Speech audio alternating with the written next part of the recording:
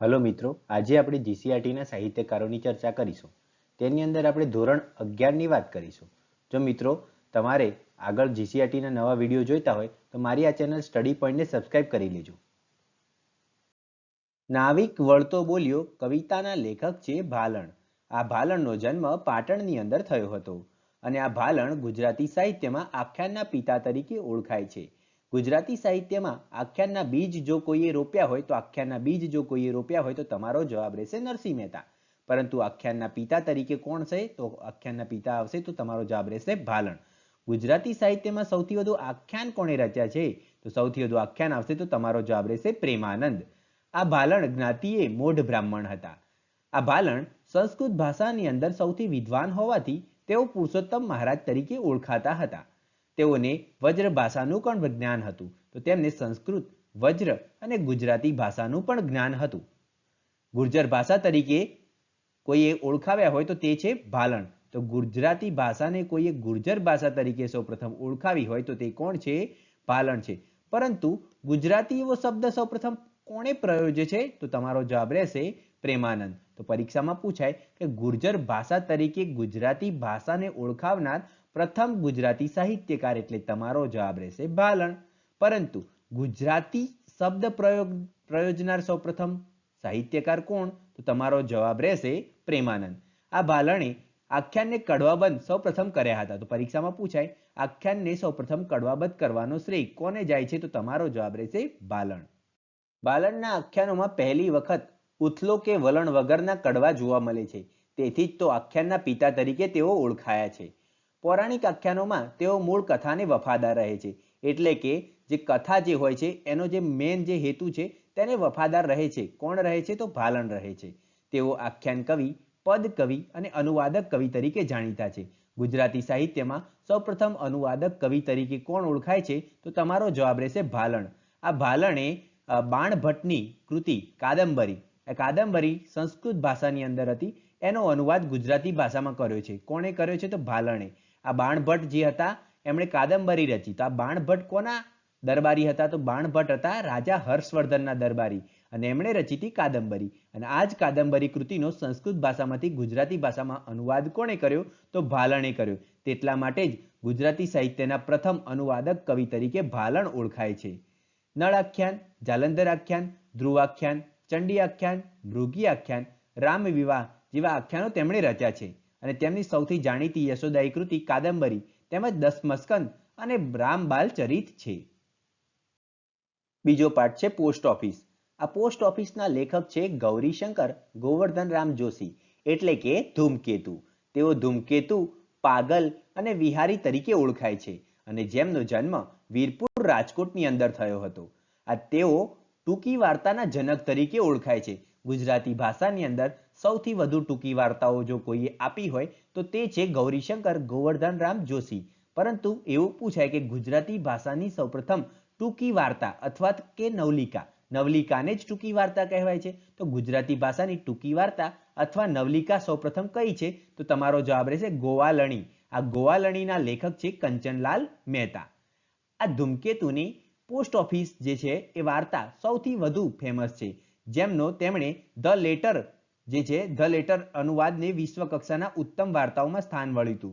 તો પોસ્ટ ઓફિસના the letter અનુવાદને વિશ્વ કક્ષાના ઉત્તમ વાર્તાઓમાં સ્થાન મળ્યું છે.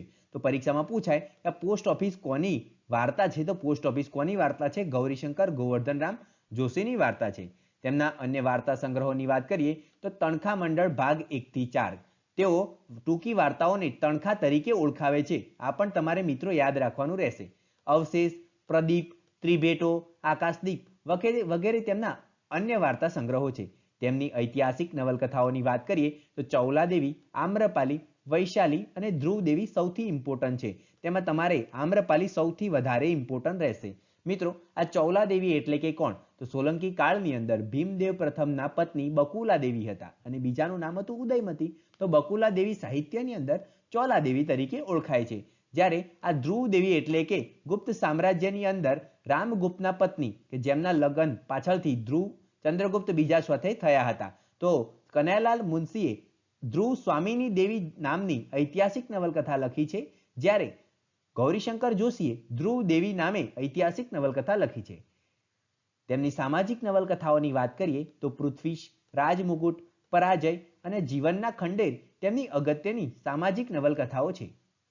આ ગૌરીશંકર જોશીના આત્મકથાના પુસ્તકોની વાત કરીએ તો જીવનપથ અને જીવન રંગ છે. તો મિત્રો તમે ધૂમકેતુ હોય, ધૂમકેતુનો એક પથ ફિક્સ હોય છે અને તેનો રંગ પણ ફિક્સ હોય છે. તેના પરથી યાદ રાખી શકો કે જીવનપથ અને જીવન રંગ કોના આત્મકથાના પુસ્તકો છે? તો ધૂમકેતુના છે. તેમના નિબંધ સંગ્રહોની વાત કરીએ તો જીવનચક્ર, પગદંડી અને જીવન વિચારના તેમના અગત્યના નિબંધ સંગ્રહો છે. મિત્રો જીવન શબ્દ તેમની ઘણી બધી કૃતિઓમાં આવે છે, તે પરથી પણ તમે એક અંદાજો લગાવી શકો છો.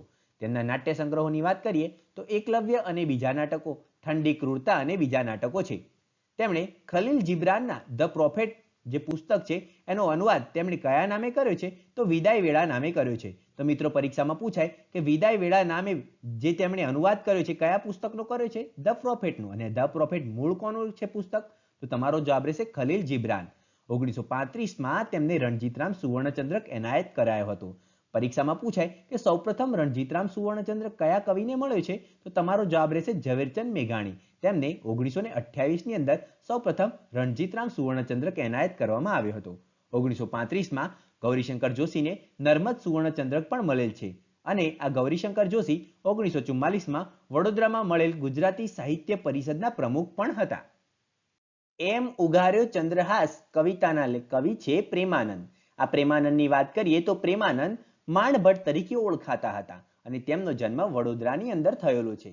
તેમના પિતાની વાત કરીએ તો તેમના પિતાનું નામ હતું કૃષ્ણરામ ભટ્ટ અને આ પ્રેમાનંદે વ્યવસાય તરીકે શું સ્વીકાર્યું હતું? આખ્યાન સ્વીકાર્યું હતું. તેમણે ગુજરાતી ભાષાની અંદર સૌથી વધુ આખ્યાનો આપ્યા છે. આ પ્રેમાનંદને આખ્યાન શિરોમણી અને મહાકવિ તરીકે ઓળખવામાં આવે છે. તેમને આ મહાકવિનું બિરુદ ઔરંગઝેબ દ્વારા આપવામાં આવ્યું હતું, જ્યારે કવિ શિરોમણી નામનું બિરુદ તેમને લોકોએ આપેલું છે. તેઓ વ્યવસાય અર્થે સુરત અને નંદ દરબારમાં પણ ગયા હતા. નંદ દરબારની અંદર શંકરલાલ દેસાઈ દ્વારા તેમને એક કાવ્ય રચવાનું કહ્યું હતું અને એ કાવ્ય તેમણે રચ્યું છે રણયજ્ઞ. તો રણયજ્ઞ કાવ્ય રચવાની પ્રેરણા તેમને કોણે આપી હતી? તો શંકરલાલ દેસાઈએ આપી હતી. તેમની અન્ય કૃતિઓની વાત કરીએ તો ઓખાહરણ, અભિમન્યુ આખ્યાન, ચંદ્રહાસ આખ્યાન, સુદામા ચરિત, મામેરુ, નળ આખ્યાન, રણયજ્ઞ અને 10 મસ્કંદ છે. મિત્રો અહીંયા તમને જણાવી દઉં, સુદામા ચરિત નરસિંહ મહેતાએ પણ લખ્યું છે. અહીંયા મામેરુ પ્રેમાનંદે લખ્યું, પરંતુ કુંવરબાઈનું મામેરુ પરીક્ષામાં પૂછાય તો તમારો જવાબ રહેશે નરસિંહ મહેતા. પ્રેમાનંદનું સૌથી સર્વશ્રેષ્ઠ આખ્યાન કોઈ હોય તો તે નળ આખ્યાન છે. ડોલરાય માકડ આ નળ આખ્યાનને આખ્યાન શૈલીનું સૌથી મહાન કાવ્ય તરીકે ગણાવે છે. રણયજ્ઞ અને 10 મસ્કંદ પણ તેટલી જ ઇમ્પોર્ટન્ટ છે. ચોથો વાર્તા છે અમૃતા. અમૃતાના લેખક છે કિશનસિંહ ગોવિંદસિંહ ચાવડા, એટલે કે કિશનસિંહ ચાવડા, જેમનો જન્મ વડોદરાની અંદર થયો હતો અને તેમનું વતન હતું સુરત જિલ્લાનું ભાંજ ગામ. તો મિત્રો જેમનો જન્મ છે વડોદરા અને તેમનું વતન છે સુરત. તેમનું તખલ્લુસ એટલે કે તેમનું બિરુદ છે જીપ્સી. મિત્રો તખલ્લુસ, બિરુદ અને ઉપનામ બધી એક જ વસ્તુ છે, એકબીજાના પર્યાયવાચી શબ્દો છે. તો તેમનું તખલ્લુસ છે જીપ્સી. વડોદરામાં સાધના મુદ્રાલયની સ્થાપના કોણે કરી હતી? તેઓ પરીક્ષામાં ક્વેશ્ચન પૂછાય તો તમારો જવાબ રહેશે કિશનસિંહ ચાવડા ઉર્ફે જીપ્સી. તેમણે પાછળથી આલમોડા પાસેના મીરતોલા આશ્રમમાં પણ નિવાસ કર્યો હતો. પરીક્ષામાં એવું પૂછાય કે નંદીગ્રામ આશ્રમ કોણે સ્થાપ્યો હતો વલસાડની અંદર? તો તમારો જવાબ રહેશે કુન્નિકા કાપડિયા અને મકરંદ દવે, જે પતિ પત્ની હતા. પરંતુ એવું પૂછાય કે આલમોડા પાસે મીરતોલા આશ્રમમાં નિવાસ કોણે કર્યો હતો? તમારો જવાબ રહેશે કિશનસિંહ ચાવડા. પરંતુ પેલું નંદીગ્રામ વાળું આના કરતા મોસ્ટ ઇમ્પોર્ટન્ટ વધારે છે.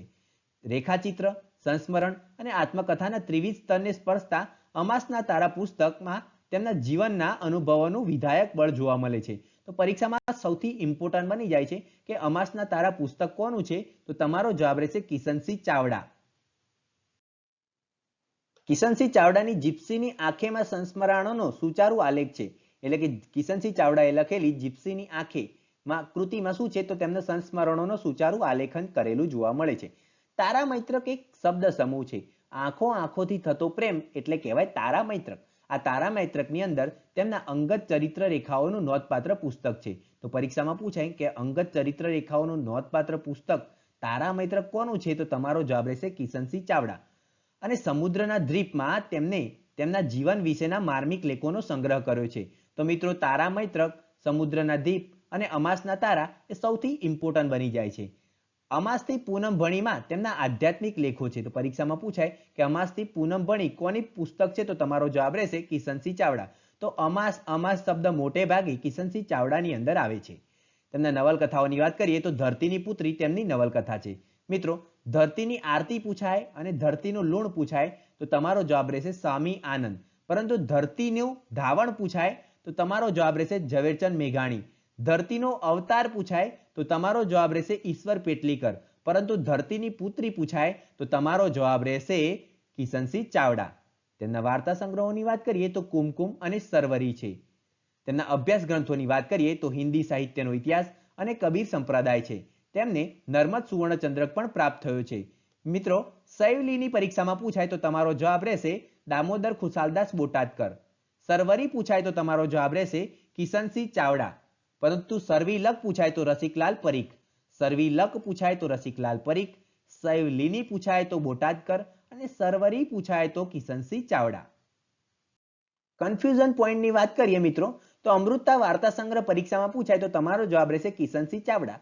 પરંતુ અમૃતા નવલકથા કોની છે તેવું પરીક્ષામાં ક્વેશ્ચન પૂછાય તો તમારો જવાબ રહેશે રઘુવીર ચૌધરી. આ રઘુવીર ચૌધરીને આ અમૃતા નવલકથા માટે 2015ની અંદર જ્ઞાનપીઠ પુરસ્કાર પ્રાપ્ત થયો હતો. તો મિત્રો, પ્રથમ પુરસ્કાર જ્ઞાનપીઠ મેળવનાર એટલે કે ઉમાશંકર જોશી 1967ની અંદર તેમને નિશિત કાવ્ય સંગ્રહ માટે મળ્યો. જ્યારે 1985ની અંદર માનવીની ભવાઈ નવલકથા માટે પન્નાલાલ પટેલને મળ્યો. 2001ની અંદર રાજેન્દ્ર શાહને ધ્વનિ કાવ્ય સંગ્રહ માટે મળ્યો. જ્યારે 2015ની અંદર અમૃતા નવલકથા માટે રઘુવીર ચૌધરીને મળ્યો હતો. તો મિત્રો, ચારે ચાર લેખકો તમારા માટે ઇમ્પોર્ટન્ટ બની જાય છે.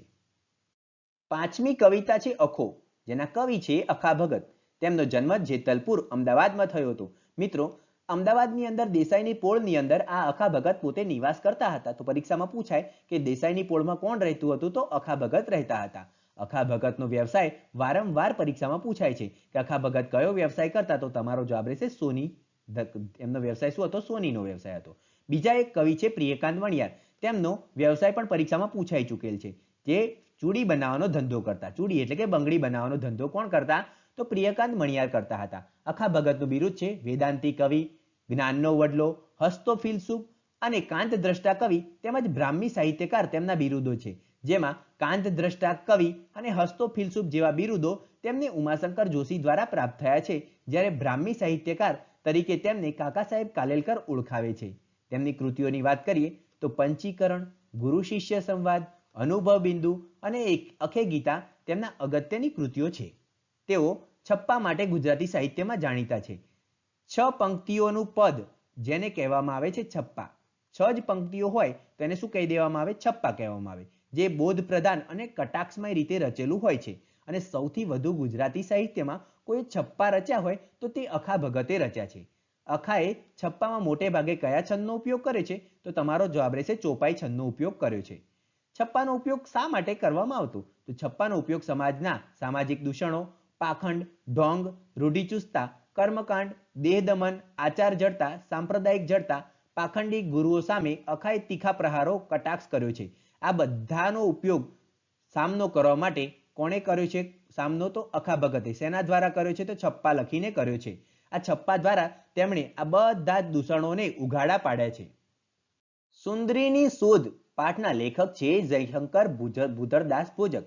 આ જયશંકર ભોજકનો જન્મ થયો તો વિસનગરની અંદર. તેમની આત્મકથા ગુજરાતી સાહિત્યમાં બહુ જ ઇમ્પોર્ટન્ટ છે.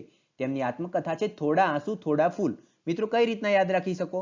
આ જયશંકર ભોજક છે ને સુંદરી ઉપનામથી જાણીતા હતા. તો તમે યાદ રાખો થોડા આંસુ થોડા ફૂલ, બ્યુટીફુલ. ઓકે, બ્યુટીફુલ એટલે સુંદર. તેઓ કલકત્તામાં ઉર્દુ નાટક મંડળી તેમજ ત્યાર પછી મુંબઈ ગુજરાતી નાટક મંડળી સાથે સંકળાયેલા હતા.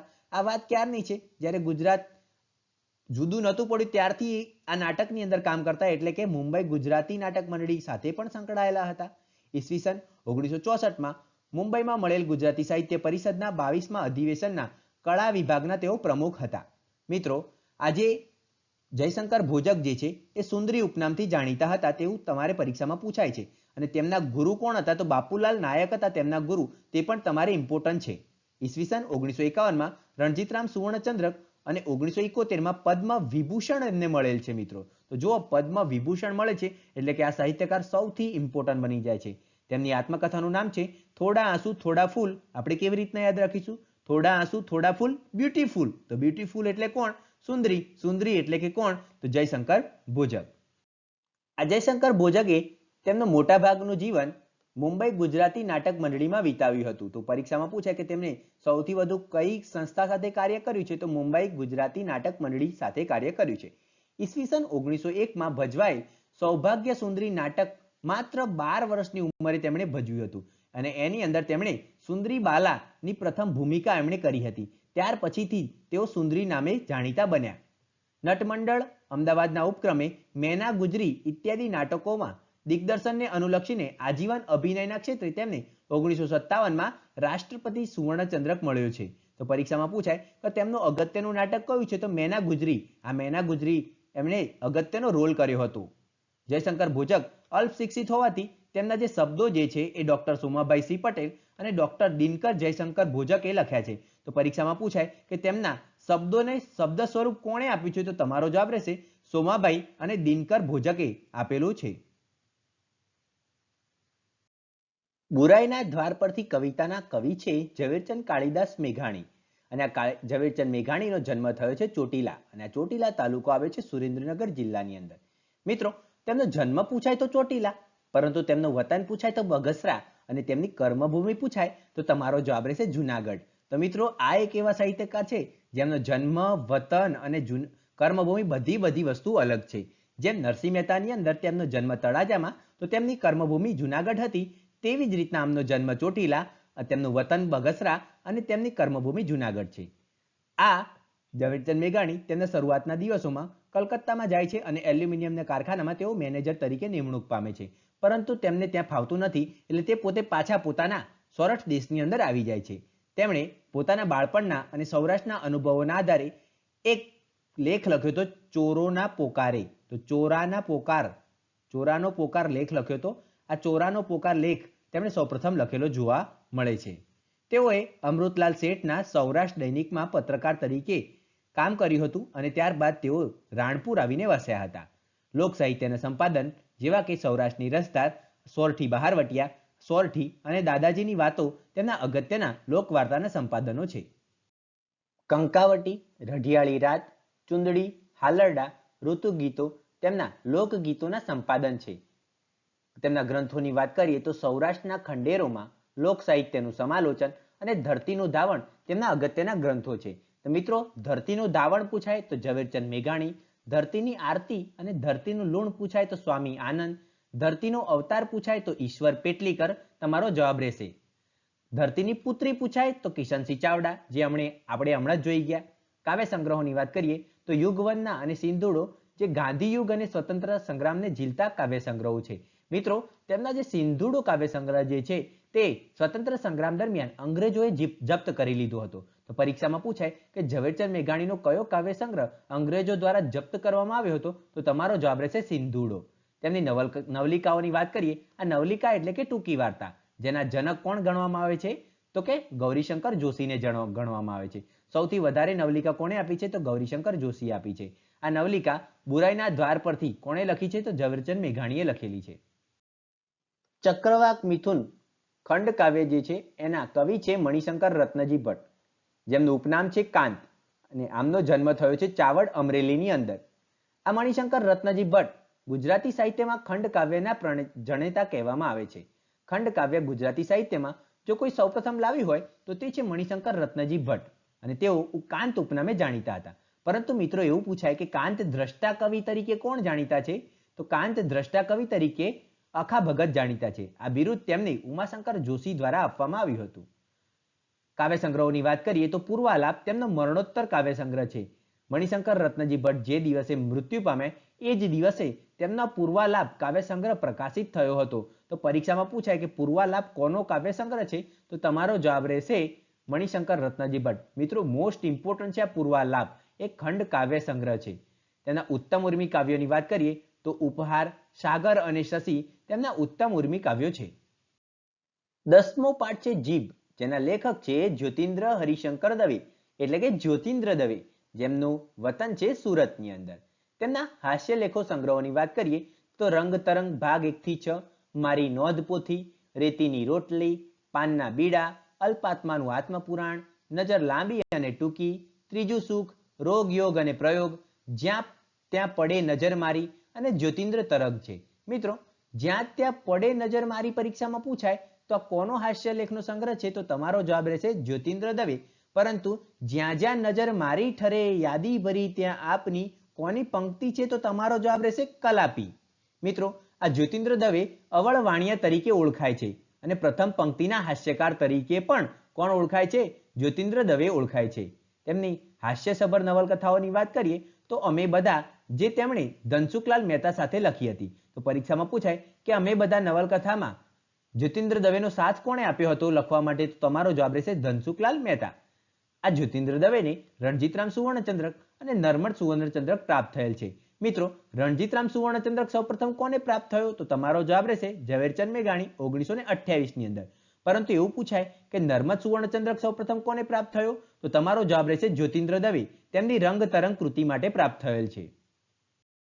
સીમ અને ગર સોનેટના કવિ છે ઉમાશંકર જેઠાલાલ જોશી.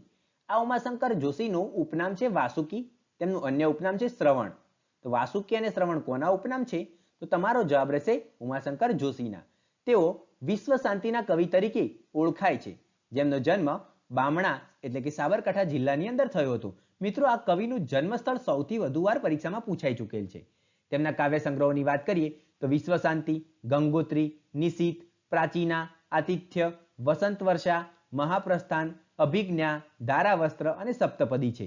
મિત્રો, આ તમામ કાવ્ય સંગ્રહોનો એક મોટો કાવ્ય સંગ્રહ બનાવી દેવામાં આવ્યો છે, જેનું નામ આપી દેવામાં આવ્યું છે સમગ્ર કવિતા. તો મિત્રો, સૌથી વધારે પરીક્ષામાં હવે પૂછાય તો સમગ્ર કવિતા જ પરીક્ષામાં પૂછાય છે. પરંતુ તેમને જે નિશીથ કાવ્ય સંગ્રહ છે ને, એને 1967-68 ની અંદર સૌપ્રથમ જ્ઞાનપીઠ પુરસ્કાર પ્રાપ્ત થયો છે. ગુજરાતી સાહિત્યનો સૌપ્રથમ જ્ઞાનપીઠ પુરસ્કાર પ્રાપ્ત કરનાર સાહિત્યકાર એટલે ઉમાશંકર જોશી. તેમના કયા કાવ્ય સંગ્રહને મળ્યો છે? તો નિશીથ કાવ્ય સંગ્રહને મળ્યો છે.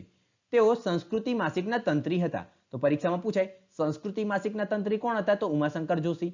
પ્રસ્થાન માસિક કોણે શરૂ કર્યું હતું? તો પ્રસ્થાન માસિક શરૂ કર્યું હતું રાવી પાઠક, રામનારાયણ વિશ્વનાથ પાઠક. અને વસંત માસિક કોણે ચાલુ કર્યું હતું? તો વસંત માસિક આવશે આનંદ શંકર ધ્રુવ.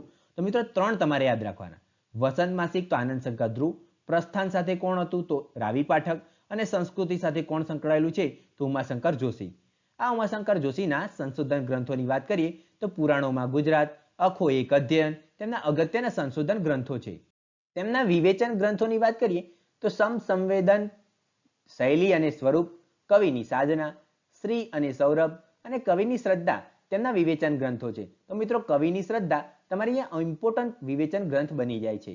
તેમના પ્રવાસ પુસ્તકોની વાત કરીએ તો અંદમાનમાં ટવક્યા મોર, યુરોપ યાત્રા, ચીનમાં 54 દિવસ અને યાત્રી તેમના પ્રવાસ વર્ણનના પુસ્તકો છે.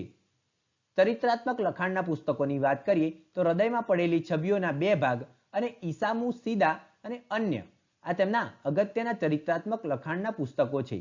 નિશીથ કાવ્ય સંગ્રહ માટે તેમને 1967માં ભારતીય જ્ઞાનપીઠ પુરસ્કાર કન્નડ કવિ પુટપ્પા સાથે સંયુક્ત રીતે મળ્યો હતો.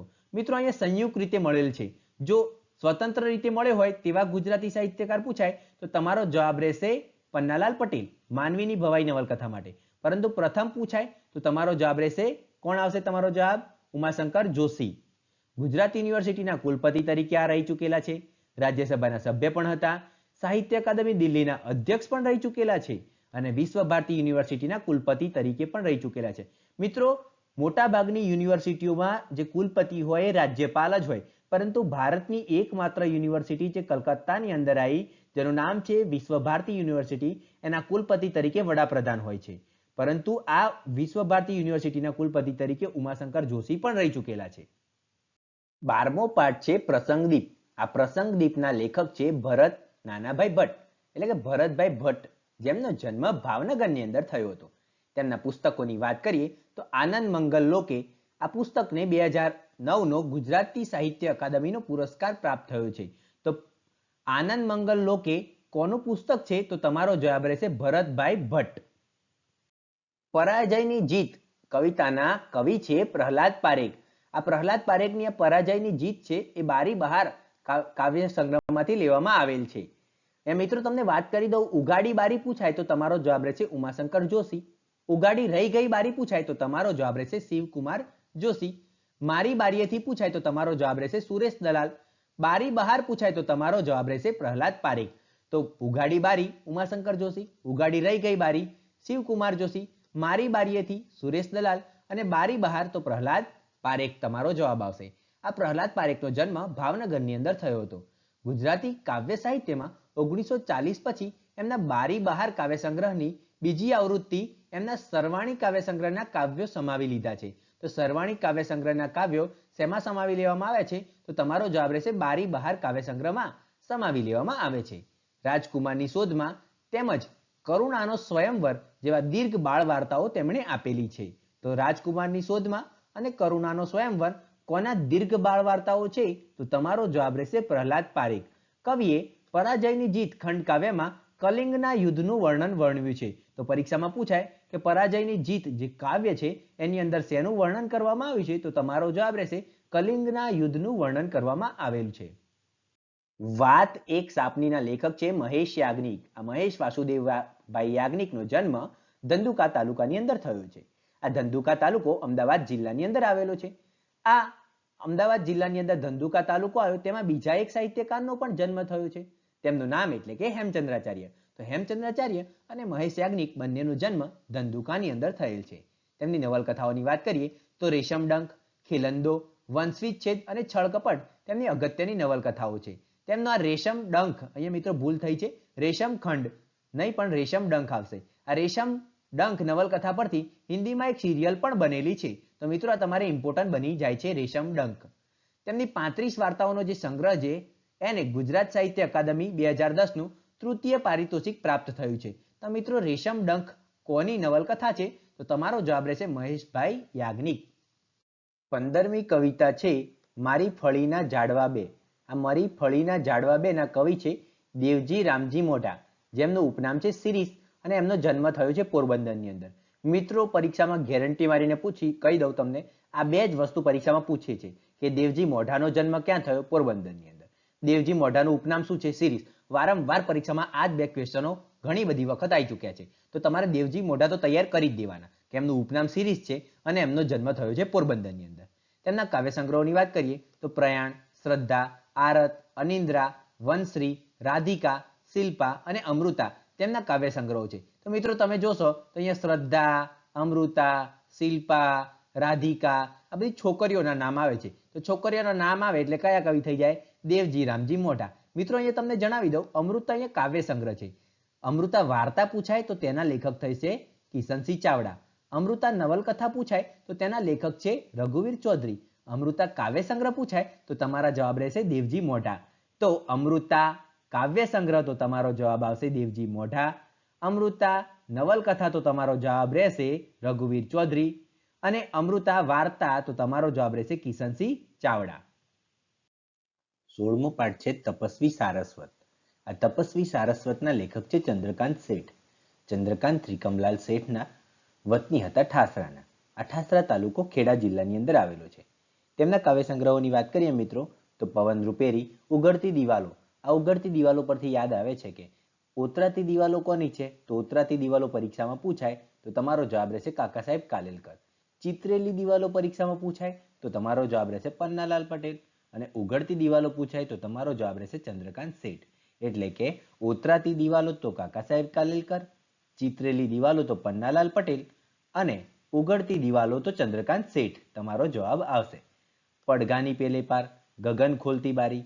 આ ગગન ખોલતી બારી પરથી યાદ આવે છે કે ઉઘાડી રહી ગઈ બારી કોની આવશે? પહેલેથી ફરીથી એકવાર જોઈએ કે ઉઘાડી બારી આવે તો ઉમાશંકર જોશી, ઉઘાડી રહી ગઈ બારી આવે તો શિવકુમાર જોશી, મારી બારીએથી આવે તો સુરેશ દલાલ, બારી બહાર આવે તો પ્રહલાદ પારેખ અને ગગન ખોલતી બારી આવે તો ચંદ્રકાંત શેઠ.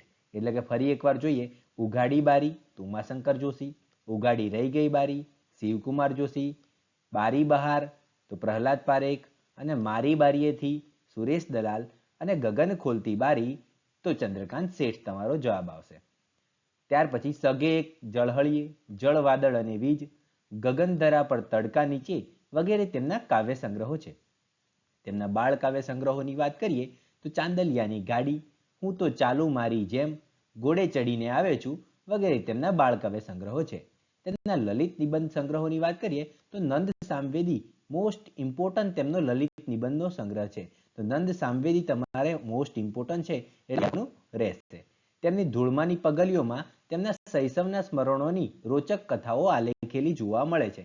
મિત્રો, આ ધૂળમાની પગલીઓ પણ મોસ્ટ ઇમ્પોર્ટન્ટ છે. તો તમારે યાદ રાખી લેવાનું છે કે ધૂળમાની પગલીઓને આ કોની છે કૃતિ? તો ચંદ્રકાંત શેઠની છે. આ ધૂળમાની પગલીઓને દિલ્હી સાહિત્ય અકાદમી એવોર્ડ પ્રાપ્ત થયો છે, એટલા માટે આ મોસ્ટ ઇમ્પોર્ટન્ટ બની જાય છે. તેમને ગુજરાતી સાહિત્ય સભા તરફથી રણજીતરામ સુવર્ણચંદ્રક તથા દિલ્હી સાહિત્ય અકાદમી એવોર્ડ મળ્યો છે. આ દિલ્હી સાહિત્ય અકાદમી એવોર્ડ તેમને ધૂળમાની પગલીઓ માટે મળ્યો છે. તપસ્વી સારસ્વતમાં કેકા શાસ્ત્રીના વ્યક્તિચિત્રનું આલેખન જોવા મળે છે. મિત્રો, પરીક્ષામાં પૂછે કે કેકા શાસ્ત્રીના વ્યક્તિચિત્રનું આલેખન શેમાં જોવા મળે છે? તો તપસ્વી સારસ્વતમાં. અથવા એવું પૂછાય કે ચંદ્રકાંત શેઠે તપસ્વી સારસ્વતમાં કોના વ્યક્તિચિત્રનું આલેખન કરેલું જોવા મળે છે? તો કેકા શાસ્ત્રીના વ્યક્તિ જીવનનું આલેખન કરેલું છે. 17મી કવિતા છે ભજન કરે તે જીતે, જેના કવિ છે મકરંદ દવે. આ મકરંદ વજયશંકર દવેનો જન્મ ગોંડલ તાલુકાની અંદર થયો હતો. આ ગોંડલ તાલુકો રાજકોટ જિલ્લાની અંદર આવેલો છે. મિત્રો, મકરંદ વજયશંકર દવેના પત્ની છે કુન્નિકા કાપડિયા અને આ બંને ભેગા થઈને વલસાડ ખાતે નંદીગ્રામ આશ્રમની સ્થાપના કરી હતી, જેનો મુખ્ય ઉદ્દેશ આદિવાસીઓની સહાયતા કરવાનો હતો. તેમના કાવ્ય સંગ્રહોની વાત કરીએ તો તરણા, જયભેરી, ગોરજ, સૂરજમુખી, સંજ્ઞા અને સંગતિ જેવા તેમના કાવ્ય સંગ્રહો છે. જ્યારે તેમના બાળ કાવ્ય સંગ્રહોની વાત કરીએ તો જબુક વીજળી જબુક તેમનો ઇમ્પોર્ટન્ટ બાળ કાવ્ય સંગ્રહ છે. તેમની ગીત નાટિકા શેણી વીજળાનંદ છે. તો શેણી વીજળાનંદ કોની ગીત નાટિકા છે? તો મકરંદ દવે દ્વારા રચિત ગીત નાટિકા છે. તેમના નવલકથાની વાત કરીએ તો માટીનો મહેકતો સાદ તેમની નવલકથા છે.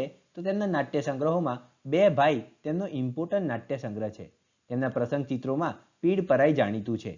મિત્રો, સૌથી વધુ મકરંદ દવેનું કંઈ પૂછાતું હોય ને તો તેમની પંક્તિ પૂછાય છે, અમે રે સુકુરુનું પૂમડું તમે અત્તરના રંગીલા રસદાર.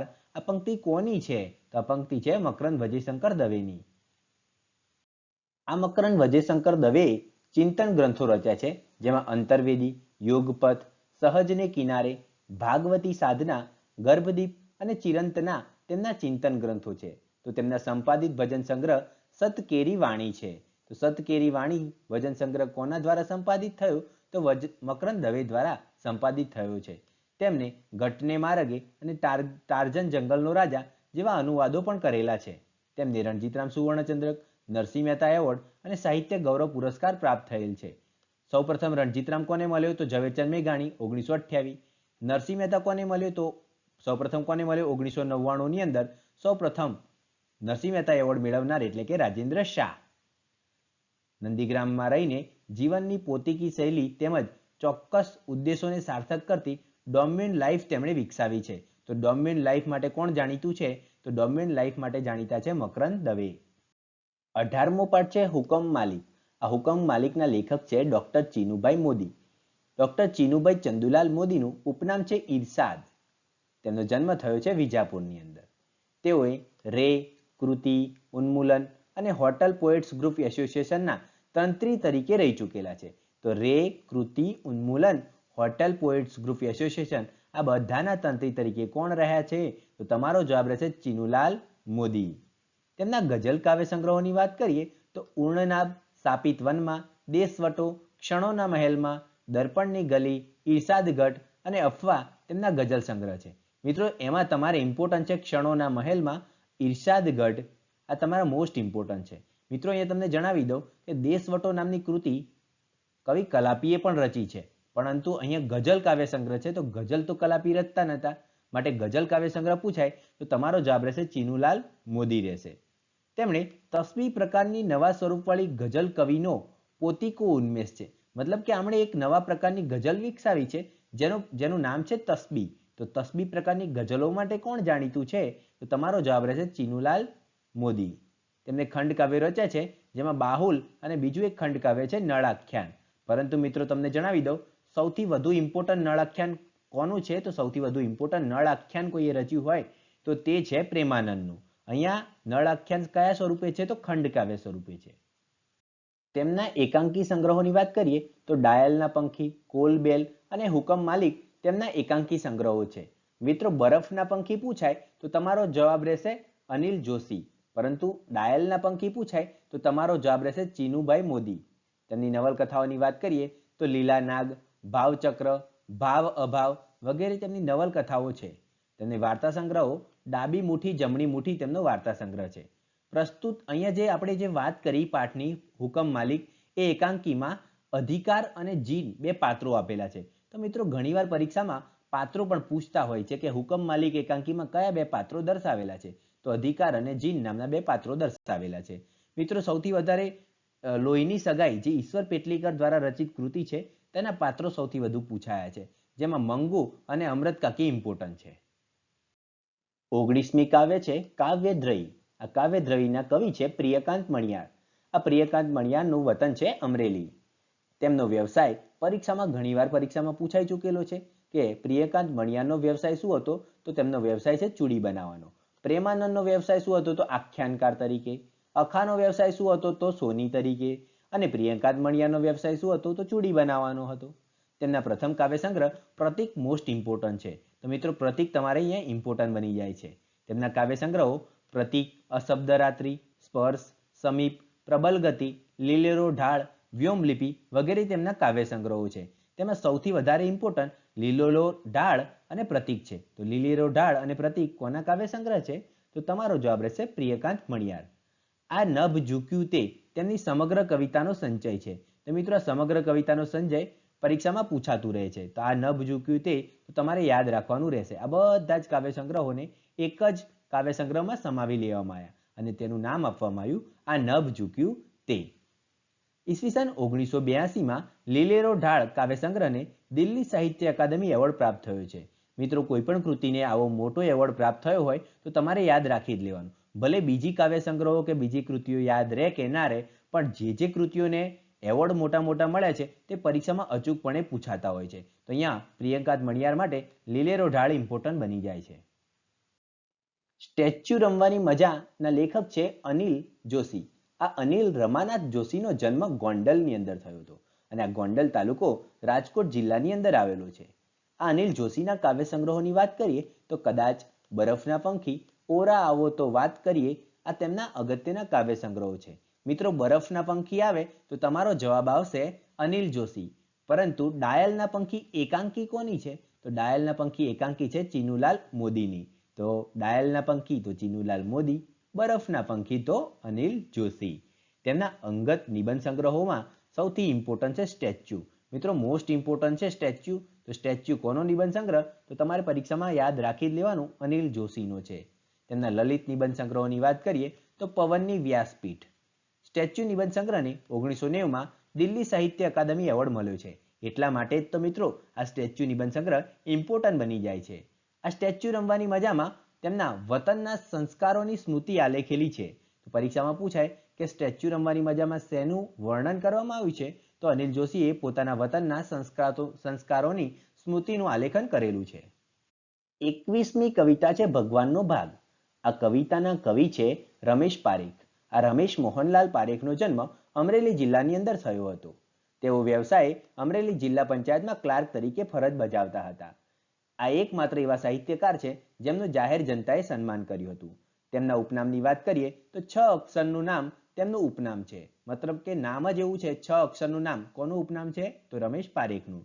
તેમના કાવ્ય સંગ્રહોની વાત કરીએ તો ક્યાં, ખડિંગ, ત્વ, સન્ન, ખમ્મા આલા બાપુને, મીરા સામે પાર, વિતાન સુદ બીજ, છાતીમાં 12 શાક, સ્વગત પર્વ, ચશ્માના કાચ પર વગેરે તેમના કાવ્ય સંગ્રહો છે. તેમાં મોસ્ટ ઇમ્પોર્ટન્ટ કયા છે મિત્રો? તો ચશ્માના કાચ પર, પછી વિતાન સુદ બીજ, આ એકદમ મોસ્ટ ઇમ્પોર્ટન્ટ છે. અને 3rd નંબર પર આવશે સન્ન. સન્ન, વિતાન સુદ બીજ અને ચશ્માના કાચ પર તો એકદમ ઇમ્પોર્ટન્ટ છે. 6 અક્ષરનું નામમાં એમની ઈસવીસન 1970 થી 1991 સુધીની કવિતાઓ ગ્રંથસ્થ થઈ છે. તો કવિતાઓ ગ્રંથસ્થ થઈ એનું નામ પણ 6 અક્ષરનું નામ છે અને એમનું ઉપનામ પણ 6 અક્ષરનું નામ છે. મન પાંચમના મેળામાં 3 ભાગમાં તેમની સમગ્ર કવિતા ગ્રંથસ્થ થઈ છે. તો પરીક્ષામાં પૂછાય મન પાંચમના મેળામાં કોની કવિતાઓ ગ્રંથસ્થ કરવામાં આવી છે? તો કોની કવિતાઓ? તો રમેશ પારેખની. તેમના બાળ કાવ્ય સંગ્રહોની વાત કરીએ તો હાઉક અને ચી તેમના બાળ કાવ્ય સંગ્રહો છે. જ્યારે બાળ વાર્તાઓની વાત કરીએ મિત્રો તો દેતાલી, હફરફ લફરફ, આ કોની બાળ વાર્તાઓ છે? તો રમેશ પારેખની છે. તેમના નાટકોની વાત કરીએ તો શગપણ એક ઉખાણું, સૂરજને પડછાયો હોય વગેરે તેમના નાટકો છે. તેમને કુમારચંદ્રક, ઉમાસ્નેહ રશ્મિ પારિતોષિક, નર્મદ સુવર્ણચંદ્રક, રણજીતરામ સુવર્ણચંદ્રક, સાહિત્ય અકાદમી પારિતોષિક અને નરસિંહ મહેતા એવોર્ડ પ્રાપ્ત થયેલ છે. તો મિત્રો આટલા બધા એવોર્ડ મેળવ્યા એટલા માટે આ કવિ તો એકદમ મોસ્ટ ઇમ્પોર્ટન્ટ બની જ જાય છે. તો રમેશ પારેખ, જન્મ અમરેલી, 6 અક્ષરનું નામ એમનું ઉપનામ, વિતાન સુદ બીજ, ચશ્માના કાચ પર, સન એમની અગત્યના કાવ્ય સંગ્રહો છે.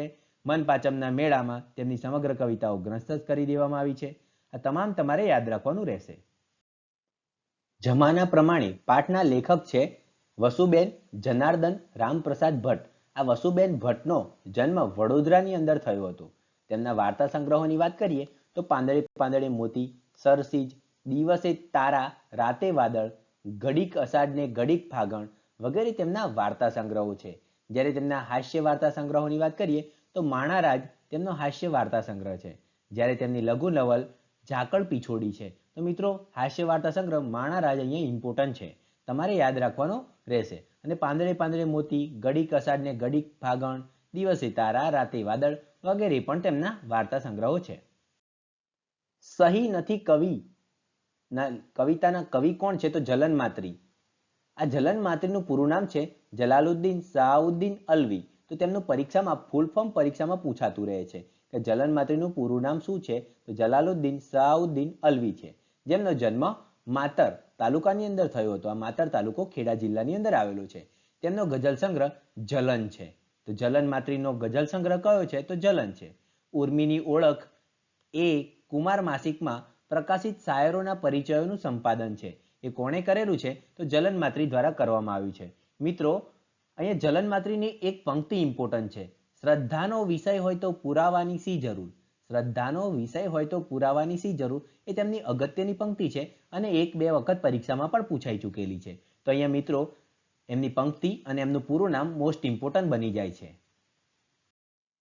24મો પાઠ છે રેફરન્સ બુક, જેના લેખક છે ઇજ્જતકુમાર રેવાશંકર ત્રિવેદી. આ ઇજ્જતકુમાર ત્રિવેદીનો જન્મ લીલિયા મોટામાં થયો હતો. તેમના હાસ્ય લેખોના સંગ્રહની વાત કરીએ તો મોનાલિસા, હળવે હાથે તેમના હાસ્ય લેખોનો સંગ્રહ છે. કાસમ માસ્તરનું વસૈયતનામું ગુજરાતી સાહિત્યનો પ્રથમ લઘુ કથા સંગ્રહ છે. તો પરીક્ષામાં પૂછાય કે ગુજરાતી સાહિત્યનો પ્રથમ લઘુ કથા સંગ્રહ, અહીંયા યાદ રાખજો મિત્રો, લઘુ કથા નથી, લઘુ કથા સંગ્રહ છે. તો કાસમ માસ્તરનું વસૈયતનામું ગુજરાતી સાહિત્યનો પ્રથમ લઘુ કથા સંગ્રહ છે અને કોના દ્વારા રચવામાં આવ્યો છે? તો ઇજ્જતકુમાર ત્રિવેદી દ્વારા રચવામાં આવ્યો છે. તેમના લઘુ કથા સંગ્રહોની વાત કરીએ તો કાંટા, ગુલાબ અને બાવળના, સુદામાના તાંદુલ અને વામનના પગલા વગેરે તેમના લઘુ કથા સંગ્રહો છે. રાયના દાણા, ગરદીવડા, સાતમો કોઠો તે પણ તેમના જાણીતા લઘુ કથા સંગ્રહો છે. તો ઇજ્જતકુમાર ત્રિવેદીમાં તમારે મોસ્ટ ઇમ્પોર્ટન્ટ આ જ રહે છે કે કાસમ માસ્તરનું વસૈયતનામું ગુજરાતી સાહિત્યનો પ્રથમ લઘુ કથા સંગ્રહ છે, જે ઇજ્જતકુમાર ત્રિવેદી દ્વારા લખવામાં આવેલ છે. 25મી છે દુહા, મુક્તક અને હાઈકુ, જેમાં કવિ છે દુહા માટે જનરલી દુલાભાયા કાગ જાણીતા છે. આ દુલાભાયા કાગનો જન્મ પરીક્ષામાં ઘણીવાર પૂછાય છે અને હમણાં રિસન્ટલી પણ પૂછાયો હતો કે દુલાભાયા કાગનો જન્મ ક્યાં થયો છે? તો મજાદરની અંદર. આ દુલાભાયા કાગ છે ને દુહા માટે જાણીતા છે, ડાયરા માટે જાણીતા છે. મોટાભાગના ડાયરાઓ આમની કૃતિઓમાંથી થતા હોય છે. એટલે એક ડાયરાની અંદર આપણને મજા આવે એટલે એમનો જન્મ થયો મજાદરની અંદર. આ રીતના આપણે યાદ રાખી શકીએ છીએ. આ મજાદર ક્યાં આવ્યું છે? તો ભાવનગરની અંદર આવ્યું છે. તેમણે જ્ઞાન, ભક્તિ અને નીતિ આચરણ જેવા વિષયોને ચારણી, છંદ, ભજન અને દુહા જેવા કાવ્ય પ્રકારોમાં ઢાળનાર આ કવિએ કાગવાણી ભાગ 1 થી 7માં લોક પરંપરાના પ્રાચીન કલેવરમાં અર્વાચીન સંવેદનાઓનો ગૂંથવાનો પ્રયત્ન કર્યો છે. તો મિત્રો એવું પરીક્ષામાં પૂછાય કે કાગવાણી ભાગ 1 થી 7 કોની કૃતિઓ છે? તો કાગવાણી ભાગ 1 થી 7 ગ્રંથ કોનો છે? તો તમારો જવાબ રહેશે દુલાભાયા કાગનો અને તેમનો જન્મ થયો છે મજાદરની અંદર. તેમની અન્ય કૃતિઓની વાત કરીએ તો વિનોબા ભાવેની, તો ઘર જશે, જાશે ધરમ, શક્તિ ચાલીસા, ગુરુ મહિમા, ચંદ્રબાવની અને સોરઠ બાવની તેમની અગત્યની કૃતિઓ છે. પદ્મશ્રી એવોર્ડ પણ તેમને પ્રાપ્ત થયેલ છે. દુહો ચારણી સાહિત્યનો કાવ્ય પ્રકાર છે. એ માત્રામેળ છંદ પણ છે. દુહામાં માર્મિક વાણીથી થોડામાં ઘણું સૂચવાઈ જાય છે. મતલબ કે દુહો કેવો હોય છે કે થોડુંક 2 પંક્તિ 3 પંક્તિની અંદર બધું જ કહેવાય જાય, એને શું કહેવાય? દુહો કહેવાય. એટલા માટે તે કેવો પ્રકાર કહેવાય? માર્મિક કહેવાય, માર્મિક. અને દુહો એક પ્રકારનો માત્રામેળ છંદ પણ છે. કવિ વેણીભાઈ પુરોહિત એટલે કે વેણીભાઈ જમનાદાસ પુરોહિતનો જન્મ જામખંભાળિયા તાલુકાની અંદર થયો છે. અને આ જામખંભાળિયા હાલ દેવભૂમિ દ્વારકા જિલ્લાની અંદર આવેલું છે. તેઓ સંત ખુરશીદાસ તરીકે જાણીતા છે. તો સંત ખુરશીદાસ કોનું બિરુદ છે? તો તમારો જવાબ રહેશે વેણીભાઈ પુરોહિત. આ વેણીભાઈ પુરોહિતની અગત્યની બે પંક્તિઓ જાણીતી છે. ઉનારે પાણીના અમે અદ્ભુત માછલા, આ એક ઇમ્પોર્ટન્ટ પંક્તિ છે. અને હું તો તારા આંખનો અફીણી, તારા બોલનો બંધાણી, આ પણ તેમની અગત્યની પંક્તિ છે. તો હું તો તારા આંખનો અફીણી, તારા બોલનો બંધાણી. અને બીજી પંક્તિ છે અમે રે ઉનારે પાણીના અદ્ભુત માછલા. આ બંને પંક્તિ કોની છે? તો વેણીભાઈ પુરોહિતની છે. તેમનો વ્યવસાય હતો પત્રકાર. તેઓએ ઈસવીસન 1942ની લડતમાં 10 વર્ષ જેલવાસ ભોગવ્યો હતો. એટલે કે તેઓ આઝાદીની ચળવળમાં પણ જોડાયા હતા. તેમના કાવ્ય સંગ્રહોની વાત કરીએ તો સિંજારવ, ગુલજાર શાયરી, દીપ્તિ અને આચમન તેમના કાવ્ય સંગ્રહો છે. તેમના વાર્તા સંગ્રહોમાં અંતરના દીવા, વાસનું વન અને સેતુ તેમના વાર્તા સંગ્રહો છે.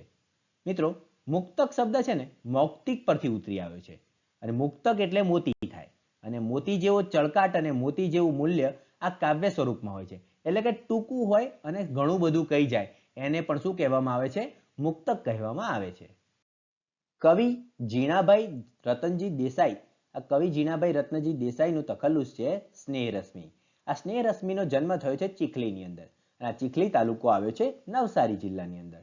તેમના કાવ્ય સંગ્રહોની વાત કરીએ તો અર્ધ્ય, પનઘટ, અતીતની પાંખમાંથી, ક્ષિતિજે જ્યાં લંબાવ્યો હાથ અને નિજ લીલા તેમના કાવ્ય સંગ્રહો છે. પરંતુ મિત્રો, અર્ધ્ય અને પનઘટ આ બે જ તમે યાદ રાખો, કારણ કે આ જ પરીક્ષામાં પૂછાય તેવા છે. અને તેમના આ જ સૌથી ઇમ્પોર્ટન્ટ છે.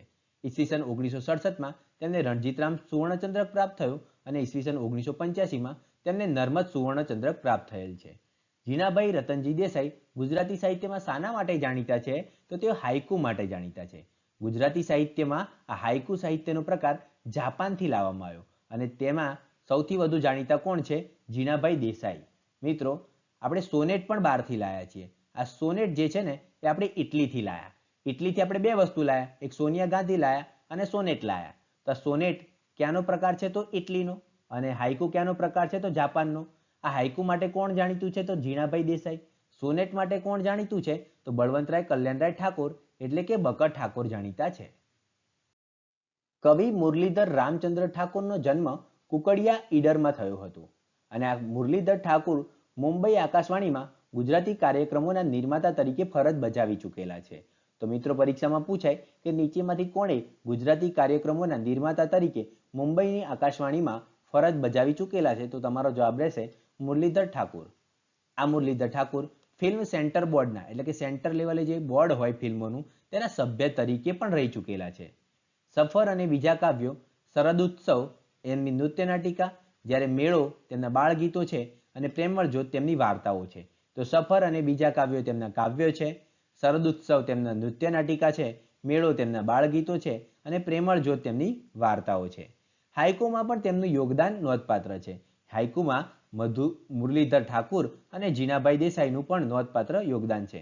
જેમાં સૌથી વધુ તો જીણાભાઈ દેસાઈનું જ યોગદાન છે. કવિ રાવજી છોટાલાલ પટેલ કે જેમનો જન્મ વલ્લભપુરા ખેડાની અંદર થયો છે. આ રાવજી પટેલ એટલે કે દર્દ અને અશ્રુના કવિ. પરીક્ષામાં પૂછાય કે દર્દ અને અશ્રુના કવિ તરીકે કોણ જાણીતું છે? તો તમારો જવાબ રહેશે રાવજી પટેલ. પરંતુ એવું પૂછાય પ્રણય અને અશ્રુના કવિ તરીકે કોણ જાણીતું છે? તો પ્રણય અને અશ્રુના કવિ તરીકે કલાપી જાણીતા છે. પરંતુ મિત્રો, એવું પૂછાય કે પ્રણય કોનો પ્રિય શબ્દ છે? તો પ્રણય પ્રિય શબ્દ છે બોટાદકરનો.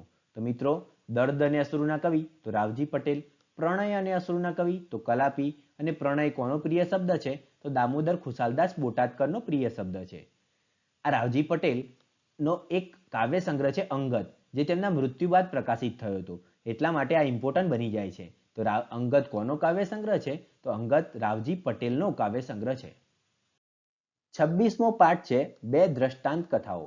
આ બે દ્રષ્ટાંત કથાઓના લેખક છે રવિશંકર શિવરામ વ્યાસ. આ રવિશંકર વ્યાસનો જન્મ રઢુ ખેડાની અંદર થયો હતો. મિત્રો, આપણા ગુજરાતની અંદર રવિશંકર બે થઈ ગયા. એક રવિશંકર મહારાજ થઈ ગયા અને બીજા થઈ ગયા રવિશંકર ચિત્રકાર થઈ ગયા, જે રવિશંકર રાવળ તરીકે ઓળખાય છે. રવિશંકર મહારાજ એટલે કે કોણ? તો કે આપણા ગુજરાતના મુખ સેવક, જેમણે ગુજરાતના જે સ્થાપના હતી એ વખતે ઉદ્ઘાટન કર્યું. અને બીજા રવિશંકર રાવળ એટલે કોણ? તો રવિશંકર રાવળ એટલે કે ચિત્રકાર હતા. જ્યારે રવિશંકર મહારાજ જે હતા એ સેવા માટે જાણીતા હતા, લોકોની સેવા કરતા હતા. આ રવિશંકર વ્યાસ, જેમનો જન્મ થયો છે રઢુખેડાની અંદર, તેમના જીવનનું સૂત્ર હતું ઘસાઈને ઉજળા થઈએ. તો મિત્રો તમે અહીંયા જાણી શકો છો કે આ કોણ છે? રવિશંકર મહારાજ છે. કારણ કે એમનું મુખ્ય ઉદ્દેશ શું છે? સેવા કરવાનું. એટલે કે ઘસાઈને ઉજળા થાવ, પોતાની જાતને ઘસી બીજાને સેવા આપો અને ઘસાઈને ઉજળા થાવ, તેમના જીવનનું સૂત્ર હતું. તો રવિશંકર મહારાજનો જન્મ પૂછાય તો તમારો જવાબ રહેશે રઢુખેડા. તેઓએ સ્વાતંત્ર્ય સંગ્રામ દરમિયાન ગાંધીજીનો સાથ આપ્યો અને આ દરમિયાન તેમને જેલવાસ પણ થઈ હતી. તેમના પુસ્તકોની વાત કરીએ તો સત્યાગ્રહનો વિજય, શિક્ષણ અને સંસ્કૃતિ, પર્વ મહિમા, લગ્નવિધિ, મારો ચીનનો પ્રવાસ અને મહારાજની વાતો તેમના અગત્યના પુસ્તકો છે. તો મિત્રો રવિશંકર વ્યાસનો જન્મ ક્યાં થયો હતો? તો રઢુખેડાની અંદર.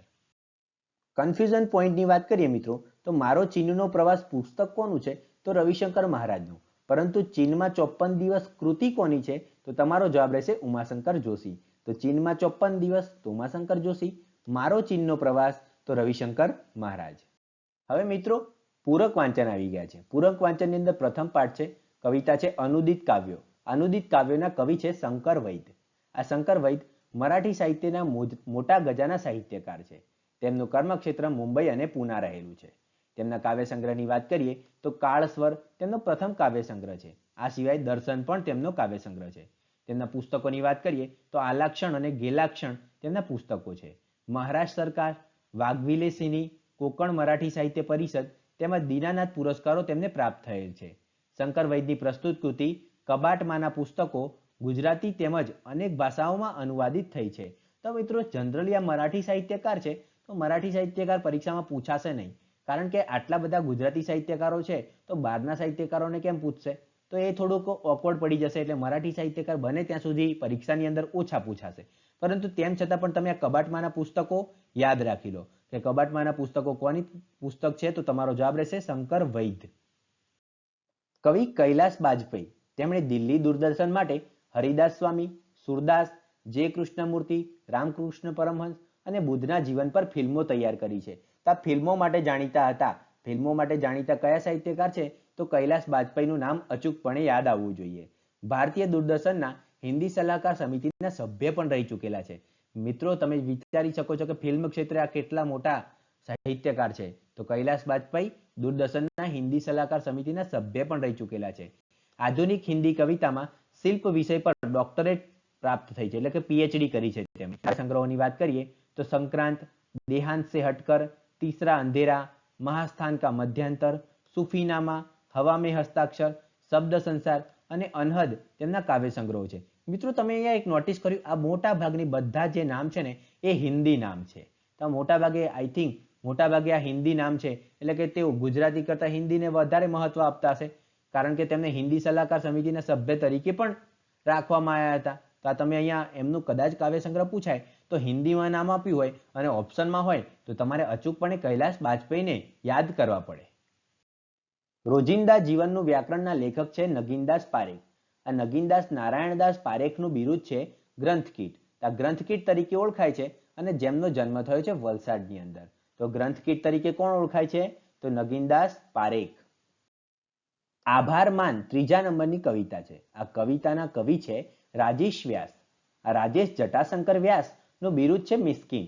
મિત્રો આ અલગારી સાહિત્યકાર તરીકે પણ જાણીતા છે. તો રાજેશ વ્યાસ અલગારી સાહિત્યકાર તરીકે ઓળખાય છે અને તેમનું બિરુદ છે મિસ્કીન. મિત્રો મિસ્કીન તમારે યાદ રાખવાનું રહેશે, કારણ કે પરીક્ષામાં કોઈક વાર પૂછાઈ શકે તેવું છે, કારણ કે આ અગત્યના સાહિત્યકાર છે.